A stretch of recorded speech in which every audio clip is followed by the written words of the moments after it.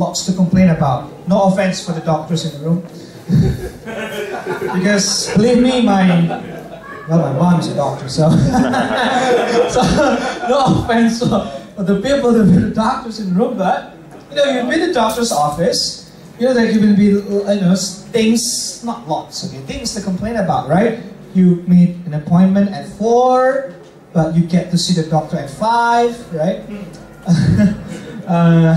And when you are talking about your pain, this feels, it hurts here, there, and they're rushing you. They don't want to listen to you because the next appointment is at 5:15, right? Sometimes maybe they don't listen, and then, or they think that you are going overboard. Come on, it's just that's nothing. Don't be too much about it, right? And then some doctors, they communicate with a language that comes from Mars. It's even harder than Hebrew and Greek, so all the jargon and we don't know, right? But despite of our complaints, we can endure everything about doctors. Why? Well, as long as it works, right? As long as the medicine or the treatment works. That's all that matters. Right? We'll endure the long wait and the jargon as long as I am cured. Now, if you've been a Christian for many years, or if you're a non-believer today and you're looking at Christianity as an observer, there can be lots to complain about, right? The do's and the don'ts, the boring sermon, right? The serving in the church, the church people, right? Sometimes, and the thing about money. Why do they keep asking us for money, right? There can be lots to complain about. But pretty much we can endure everything because at the end of the day, what we are looking for, if I can be honest for a moment, right? If at the end of the day, what we are looking for is not to hear the best sermon. It's not to go to the biggest church. At the end of the day, what we are looking for is for the gospel to work. Right? For the gospel to change lives. That's the end of the day. It's the end of the day. Right? And the question today is this then. If you compare the medicine and treatment, it works because of the chemistry or the materials inside the medicine, right? What makes Christianity work? What makes the gospel credible? Apa yang membuat Injil itu betul-betul bisa nyata, gitu, diandalkan? Apa sih? And I submit to you today that the answer is love. Love. Okay, let's open our Bibles to Matthew 22, verse 33 to 40. You can open your Bibles or you can look up at the front, but that's our text for today. Okay, Matius 22 ayat 33 sampai 40. Oh, 34, maaf, 34 sampai 34, 40. It's kind of almost the same. You know what? Let me read first 30. 34. Right. Sorry, 34 to 40. Yeah, I was right. Okay. I'll read first 34. Please read 35, and then so on. Okay, got it? You have your Bible? Great. But when the Pharisees heard that he had silenced the Sadducees, they gathered together. And one of them, a lawyer, asked him a question to test him. Teacher, which is the great commandment in the law? And he said to him, You shall love the Lord your God with all of your heart, and with all your soul, and with all your mind. This is the great and first commandment. And the second is like, You shall love your neighbor as yourself. On these two commandments depend all the law and the prophets. Amen. Amen. So the Pharisees, as you can see, they are set out to test Jesus, to trap Jesus. And they ask a question, so, what is the great commandment? What is the greatest commandment of law? Right? Now, according to the Jewish tradition, there are 613 commandments. Okay? 613.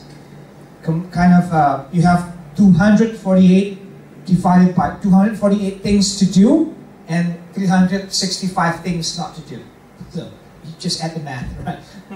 248 things to do, 248 things to do, 365 things not to do. Apparently 365 might have to do with the number of days in a year. So every day you must not do one thing. The point is, like the question is like this.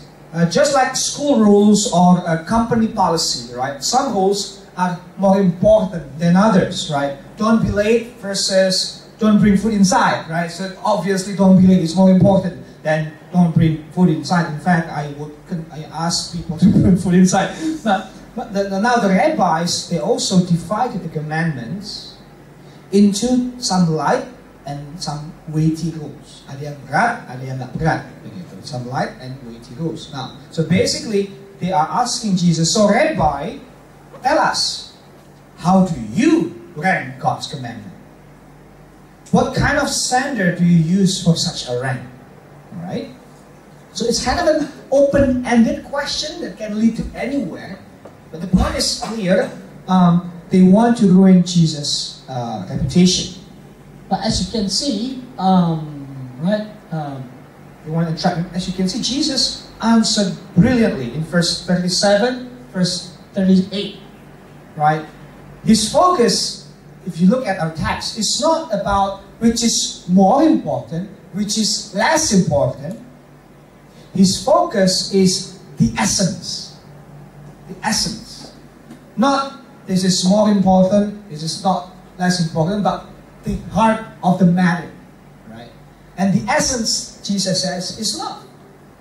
Love God with all your heart, soul, and mind. Those are basically not three distinct pieces. The point is, we are loving Him with all that we have and all that we are. We are loving God with all that we have and all that we are. We are loving God is an act of full devotion. The understanding, the mind, the heart, and the will. Or some people say the head, the heart, and the head. That's kind of easy to understand. We love God with our head, with our heart, and our head. Right? So now, why is this the greatest commandment? Well, like I said before, because this love to God this is the key to real change. This is the key to obedience. Okay, we want to see Christianity work, right? We want to see the gospel credible. And one way to see that is as Christians, we grow in our love to God. The thing is, everyone in this room, we can fill the gap. Every day we fill the gap between who we are and what we want to be. Right? There's a gap always between who we are and what we should be. We should be in Jesus Christ. And how do we want to be better? We want to be a better parent, we want to be a better Christian, we want to be a better employee, so on and so forth. So how do we close the gap between who we are right now and who we should be? How do we close the gap? Now, there are two dominant ways that, religion, the world, Christianity, in fact, the church has to offer. One is the way of legalism, right? This is, okay, how do you close the gap? Basically, this way says, just obey. Just obey. See, God has many demands for you to follow. If you wanna be, if you wanna show that Christianity works, just obey more. Pray more, serve more, give more, evangelize more, be radical for Jesus. That's the point of legalism, right, in a way. So the way to change this way says, you change by doing more. By doing more. But as you know, or maybe you've tried this way before, I've tried. When life is mainly as moral ladder, right? Just like a seperti anak tangga, like a ladder, just going up and up to try to do better. Well, it's always accompanied by failures, isn't it? It's that the more we try to do better, the more we understand how weak we are. Hari Senin baik, hari Minggu baik, hari Senin bejat gitu. on Sundays you are good, and then on Mondays and the rest we fail. We fail on our standard. But so we become angry at our failures. We become judgmental of those around us who cannot make it like us. Yeah, I go to church, you don't go to church. I'm serving, you don't. Or when we try, we become anxious, we become tired. I've heard many stories of, those who are serving in the church, they're just doing it because, well, it's just routine. But inside, they're burnt out, right? It's just they feel like a fake, and that's one of the worst feeling in the world, right?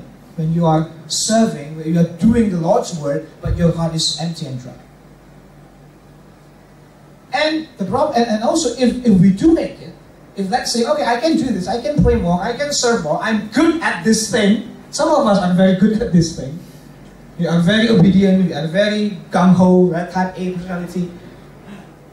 If we make it, we become arrogant. And it's possible to become arrogant. It's possible to become arrogant, and we center our identity on our accomplishment. There's this guy, Paul Fisher. He is the founder, the creator of VeggieTales. That's in the US. That's basically a successful series of home videos, Christian home videos, to teach kids, and they have fun movies and all of that. Now Phil concluded that impact was everything, he says. He says things like, God would never call us from greater impact to lesser impact. How many kids did you invite to Sunday? How many souls have you won? How big is your church? How many people will be in heaven because of your effort? Impact, man. That's Phil's style. You're gonna have impact. You're gonna do more. And then in 2013, I believe, or 2003, or 4, I don't know. So basically, the guy lost the company. He lost his company, and then he realized that he was focusing on the wrong things about his life. And this is what Phil says afterwards. Can you see that? I hope you can see that. Let me read to you. The more I dove into the scripture, the more I realized that I had been deluded. Semakin saya belajar Alkitab, semakin saya sadar saya ini sudah dibohongi. Saya salah mengerti. I had grown up drinking a dangerous cocktail, a mix of the gospel, the Protestant work ethic, and the American dream. The Savior I was following seemed, in hindsight, equal parts Jesus, Ben Franklin, and Henry Ford. My eternal value was rooted in what I could accomplish. Phil, dia merasa dia ini nggak ikut Yesus, dia ini nggak mengikuti Injil, tapi Injil yang diikuti masih campur aduk gitu ya, campur aduk sama etos kerja yang Protestan, sama American Dream, sama Ben Franklin, Henry Ford is the basically is this all very high very hardworking. So he realized that. Now I tried Phil's mindset for a while. I tried to obey. I tried to do all of that. But then I failed. I failed miserably. So I do what? Well, I tried the other way. The other way, I can put it in the way of license. License means, if this way says just obey, this way says just leave. It's okay, everything, God is good, right? God's going to forgive you. He has abundant grace for you. He loves you unconditionally. Just rest in His goodness. Let go and let God. This is the mindset. Let go and let God. If the way of legalism is all about discipleship and mission, right?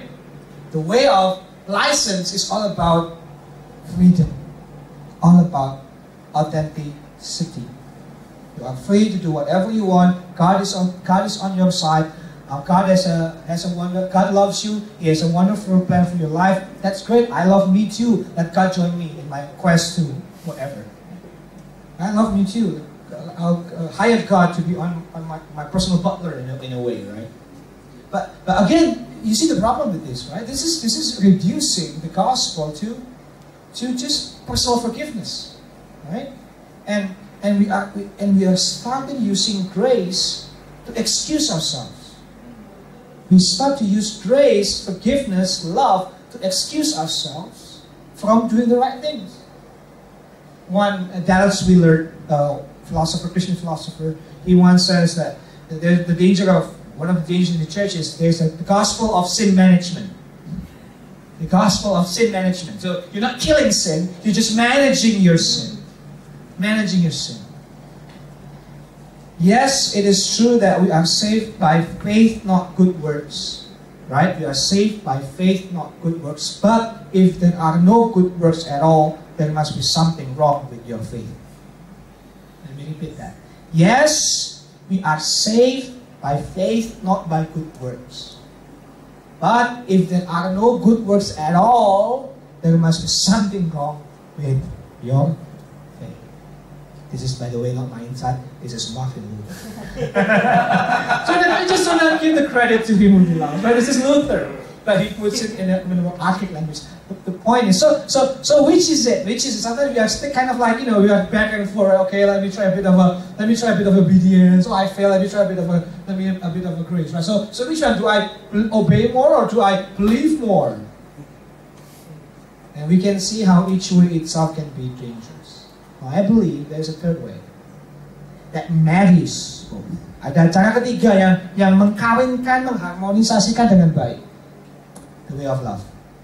Not legalism, not license, but love. Now you see why I use all the L's, right? When you are in love, you know this, right? When you are in love, you will do anything. You will be anyone. You will endure anything for the sake of the one you love. Right? It's not a compulsion. It's a husband. He's a scholar. He is at the height of his career, at the peak of his job. Everyone looks up to him. He's an influence in this community. I think he was a principal or some seminary president. I forgot. But he left his job and he decided to take care of his sick wife, suffering from Alzheimer. CIU? Columbia. Oh, is it McQuilkin? Dr. McQuilkin. Yes, thank you. Yes, he left. Wow. Okay. That's cool. Okay. So when asked, so he left and took care of his wife. And then when asked by his friends, right, why do you leave? You have the resource, you have the help. You can just, quote unquote, just send her to the pros, right? The nurses and the caretakers. You don't have to do that. I mean, look at you. Look at what you'll miss a lot. But then his answer is, you don't understand. It's not that I have to take care of my mom. It's that I get to take care of her. I get to take care of her. It is my joy to do this. See, that's love, right? That's what love can do to our hearts. Do you want this? The key, Jesus has said it the Bible has said this, put it this way. And this is love. Not that we loved God, but that He loved us and sent His Son to be the propitiation, to be a sacrifice for our sins. See, what you need to see to get this love, right? What you need to see is not some rules, it's not some pardon. What you need to see, what you need to uphold continually, is your sin being washed away by the blood of Christ. What you need to meditate on is Jesus' sacrificial love for you and for me. That's what changed the heart. Not some rules, not just some abstract pardon, some amnesty, some divine amnesty. No, but I have sinned. God has forgiven me. I belong to Him. Look at what He has done. But another thing with love, besides, influence us like this, love has a weird mathematics. Matematikanya aneh, kasih itu. This is unlike money. Money, the more you use, the more you don't have. The more you use, semakin dipakai, semakin habis. The same is true with self-control, right? Self-control is like a muscle. The more you use it, the more you get tired. But love is the opposite. Have you noticed? The more you love, the more you can love. Example, a couple who has one child, about to have another baby, they will never say to the firstborn, I'm sorry, now mommy and daddy has to lessen our love to you. We have to love against your sister instead. No, right? When the second baby comes in, the love expands, not decrease. Always have room for more love. I just watched Thor 3. Just because Thor 3 came out doesn't mean I love Thor 1 and Thor 2 less. Love expands with use. That's my point. Love expands with use. See, this is the cool thing. That means when we love God, it's not that we don't have room for other things.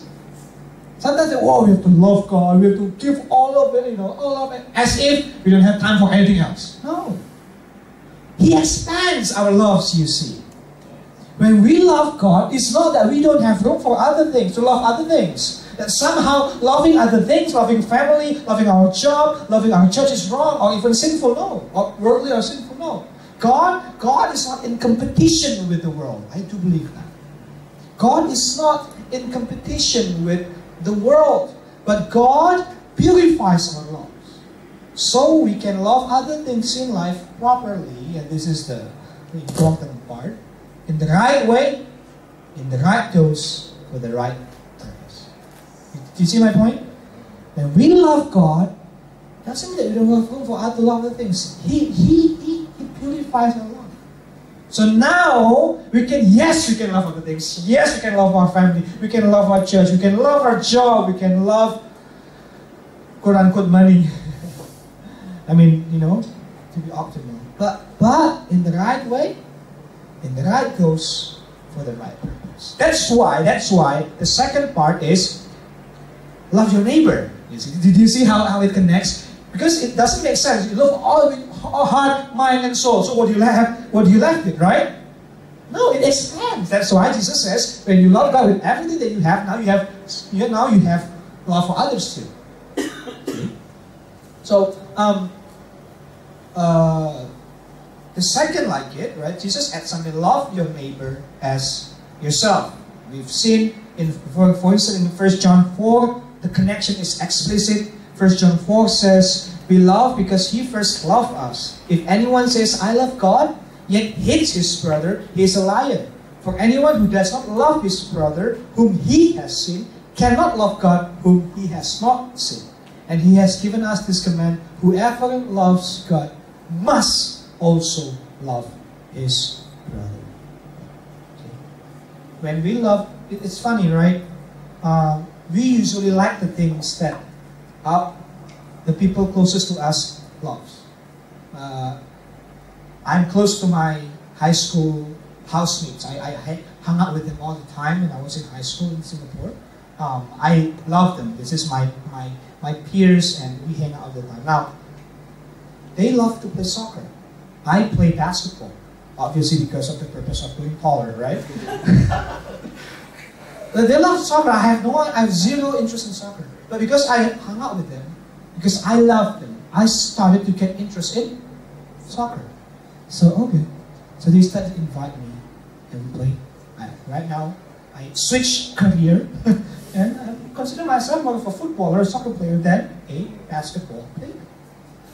My praise and worship team, they love musicals. I've never been to a musical before, because it looks weird and kind of boring. I mean, Lion King, I've watched Lion King in the television. I don't need to watch Lion King live. Right? But then, because I hang out with my praise and worship team in my previous church, I love them. They like musicals, so okay, let me see. Then I started liking musicals too. I watched Wicked twice, and that's how I love musicals. And Lion King, and someday I want to watch Aladdin and all that. The point is, it's funny, right? When you love someone, you start to love what He loves. The same is true with God. God loves, above all, He loves souls. He loves people. And so we must also love people. a couple of characteristics.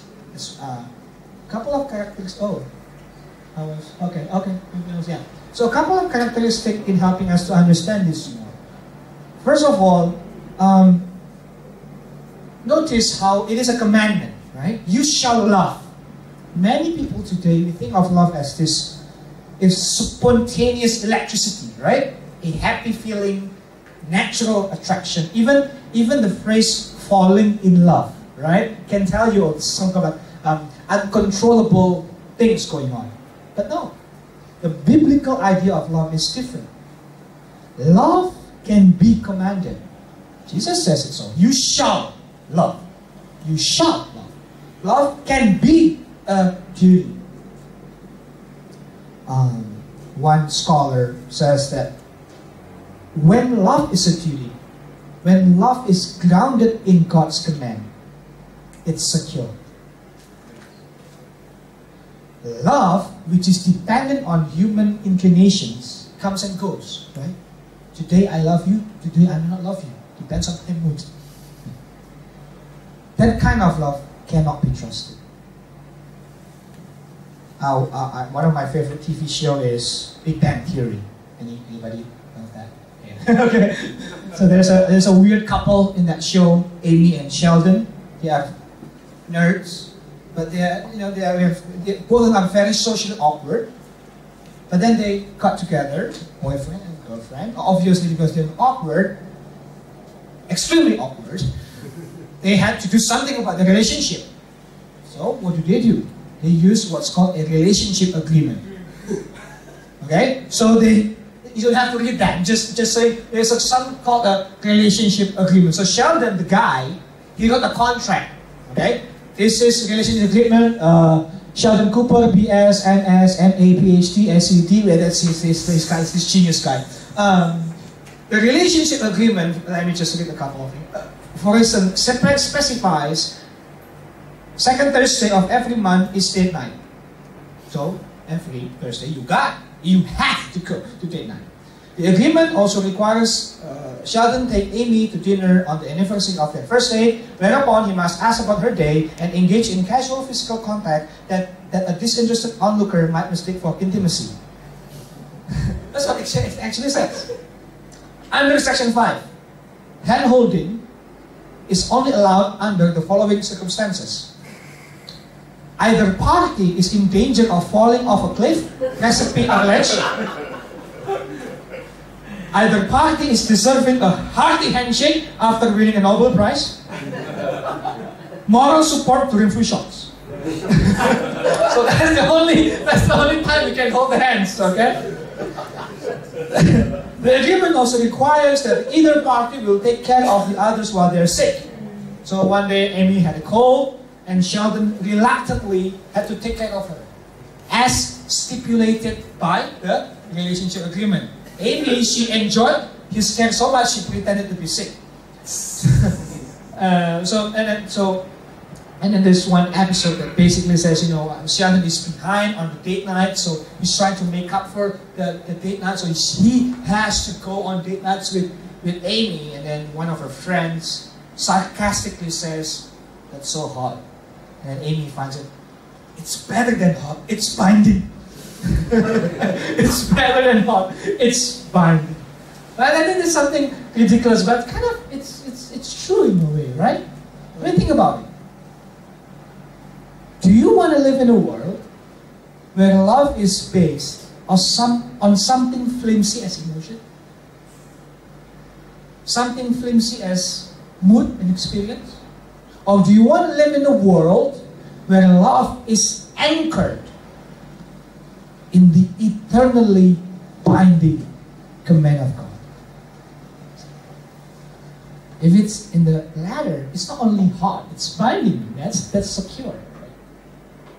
Corrie Ten Boom, I don't know how to pronounce her last name, but we see famous for her story during the Nazi imprisonment. She was imprisoned along with her two sisters, her brother, and her father, for having hide Jews in their homes. So they were caught.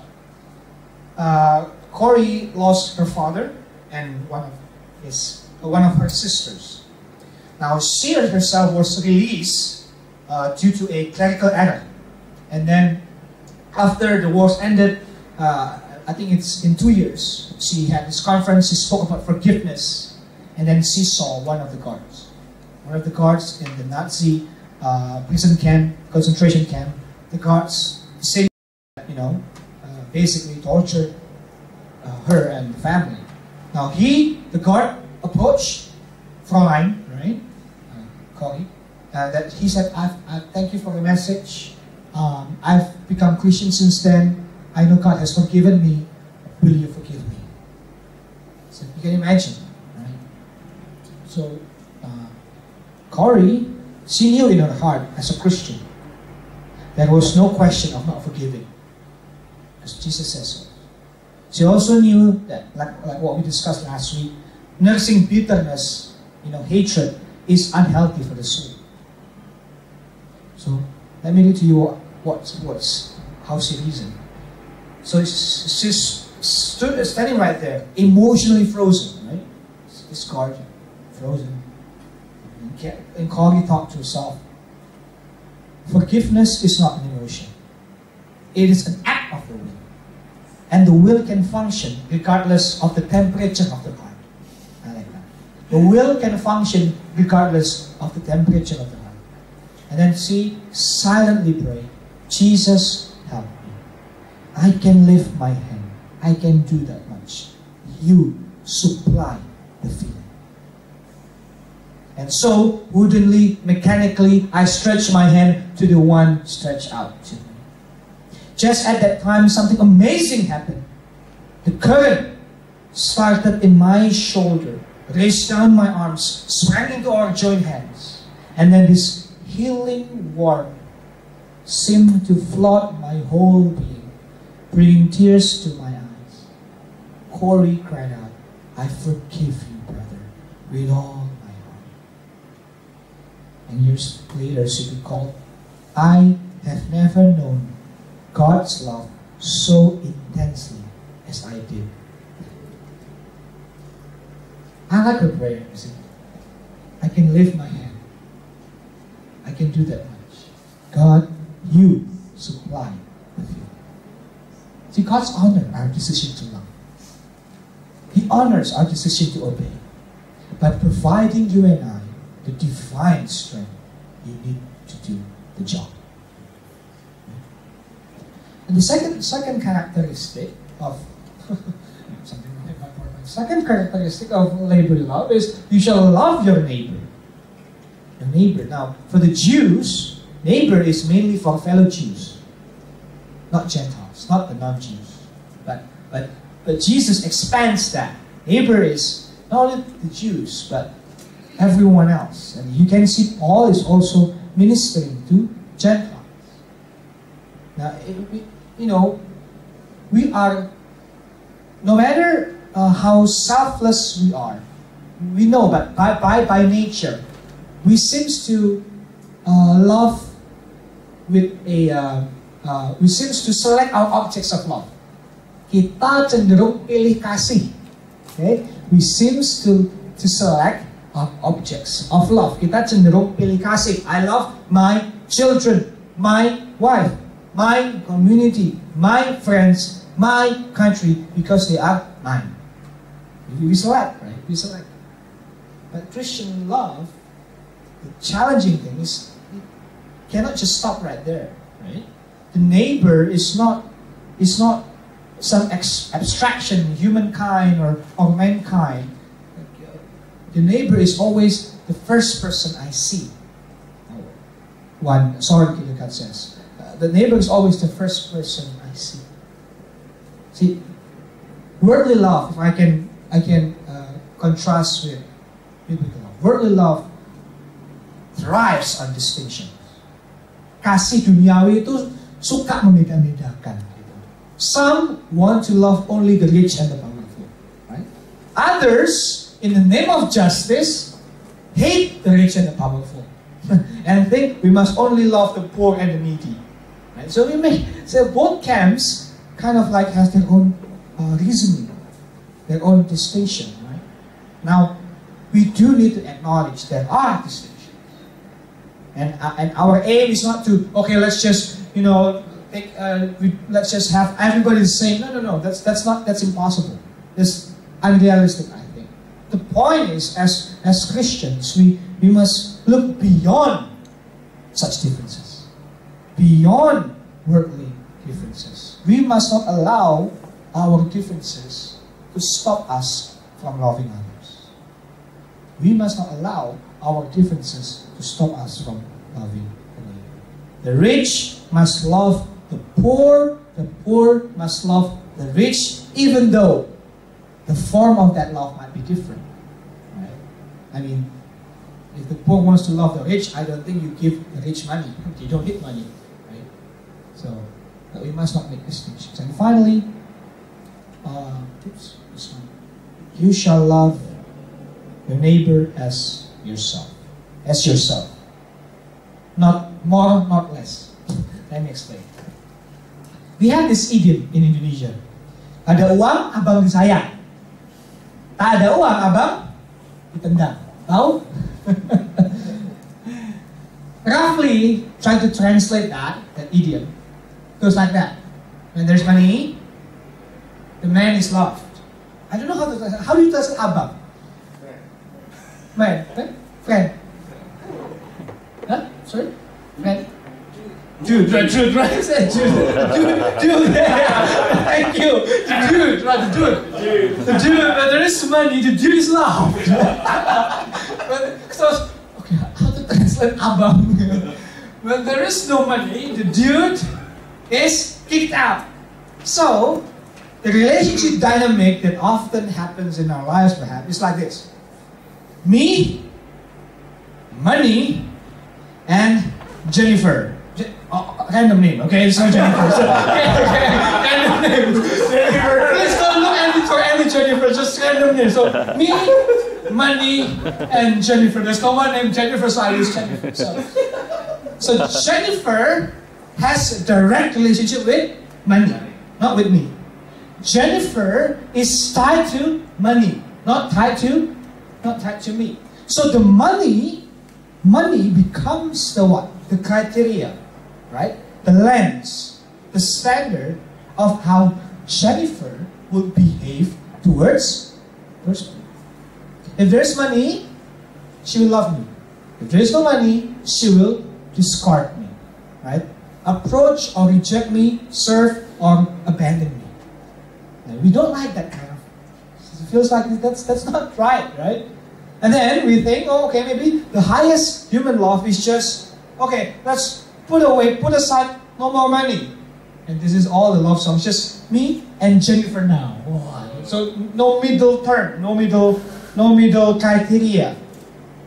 This is the I can't live without you kind of love, right? You complete me, or something like that. But again, this is also potentially dangerous. If it's just me and Jennifer, what happens? It can go like this. For example, in married love, both husband and wife can be tempted to make the spouse a god. Right? Or alternatively, tyrannically, you can attempt to become God and dominate the spouse. Right? You just me and you can either elevate your spouse like a god, I'm here to love you, serve you, or you can become a god and dominate your spouse. So what you get? Unhealthy codependency or controlling jealousy. Pick your poison. Right? Either unhealthy codependency or controlling jealousy. I do believe that the healthiest relationship, you still need something in the middle. It should go like this: me, God, and whatever else. Not Jennifer. Okay. It should be man, God, and man. God becomes the middle. His laws become the standard. His characters become the examples. His promises become the foundation. So we love, we see everything of her, not directly, but through Christ. Through Christ. So, if he or she behaves, in painful ways, we can forgive because we see Christ. If she or she behaves, wonderfully, we don't elevate her or him. We remember Christ. We remember Christ. Right? In short, this when God is in the middle, we can love others freely, compassionately. And in short, I believe God's love empowers us to become better lovers. Lovers, first of all, they're not afraid of losing the love of another. Sometimes I've been in that place where I just don't want to lose her. My life is all about her, right? No, it's not. So Jesus reminds me, no, it's not. You don't need her, you need me. Right? It's for your own sake. She's no good. See, so lovers, God helps us to become lovers and afraid of losing the love of another, especially when he or she is bad for you. That's why I put that for our own sake. God knows it. At the same time, we can be lovers that are not afraid of telling the truth for the sake of our beloved. See, it's in this way, our love, because it's influenced by God's love, we can really change the person. Now, by the way, you can apply this not only to a person. You can apply this to a church. You can apply this to a community, right? You can apply this to your nation, in fact. Because when we elevate the nation, what do we do? It's the same, right? We think our nation is the best, the greatest, and we isolate or we undermine other nations. But everything else, this is the kind of love that is radical, that is sweet and just and free and mighty. Can apply that. So on the last point. On these 2 commandments depend all the law and the prophets. Just want to ask you this questions. How do you then measure your life today? What is success to you? What is success? Right? Usually success has to do with numbers, right? Success has to do with something you can count. Education degree, yearly salary, income, number of luxury brands, number of cars, number of houses, number of travel destinations, number of spouses, maybe but number of likes in Instagram. See, you measure success by numbers, right? Something that you can measure. And after we find, okay, I want to get that job, I want to achieve this salary, I want to have this much likes, even if I have to buy it from Instagram. Right? And what do? We try to find the shortest way possible. We compete. We try to reach that with the least amount of effort, if possible. If we have to, we will cheat, lie, and kill. There's no more love. We just have to get there, right? But this is not all there is to life, isn't it? What if? Now listen. What if God and the world, not only God, what if God and the world actually measure our lives based on something more basic, something more meaningful, something more lasting? What if God measures our lives not based on how much we earn, but how much we love? I've shared the story of my friend, my dear departed friend Lloyd with you before. The young, my spiritual mentor, he died in a motorcycle accident a few years back. My first ever funeral service was at his service for him. Now, Lloyd, maybe I mentioned this before, he is a man of great accomplishments. He had prestigious degree. He had cool apartment, cool motorbikes. He had everything, and he's about to get married in 6 months. Now, I remember his funeral. People comes up front now and talk about Lloyd. Almost always, what happened is like this. Everyone just skimmed through all of Lloyd's accomplishments, like the degree, the job, the apartment, all of that. Skimmed through. Okay, he did this, And then, you know, everyone would just talk in detail, at length, with tears in their eyes, about how big Lloyd's heart was.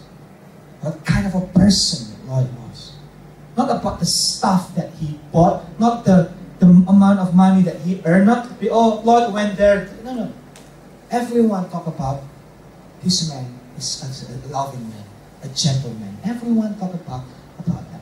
See, I can bet, no one is going to stand up at your funeral and say, wow, she had a really expensive couch. She had great shoes. No, right? I hope not. So, don't make life about stuff, but make life about God. No one's gonna do that. That's what people are going to remember. I hope that we can be a people that's known for our loves, not for our stuff. Let's pray.